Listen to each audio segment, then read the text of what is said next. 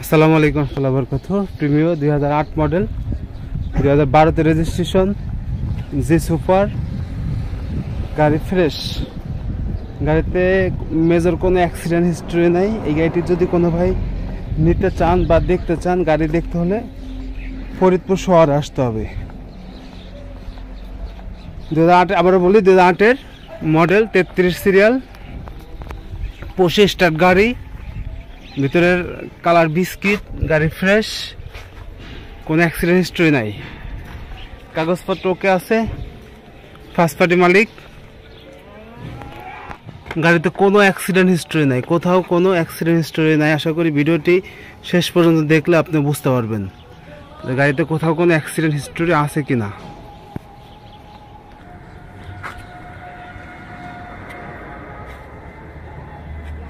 তো আবারও বলি 2008-এর প্রিমিও জি সুপার গাড়ি ফ্রেশ।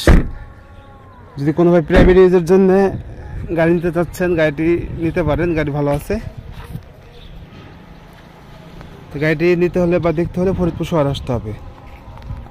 আর গাড়ির দামের ব্যাপারে আপনারা যদি কোনো ভাই আগ্রহী থাকেন অবশ্যই ফোন দিবেন, আমি একদম ফিক্সড প্রাইস বলে দেবো আপনাদের।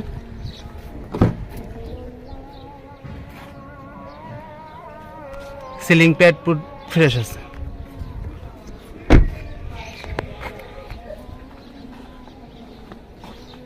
তো ভালো থাকবেন। আসসালামু আলাইকুম রহমতুল্লাহি ওয়া বারাকাতুহু।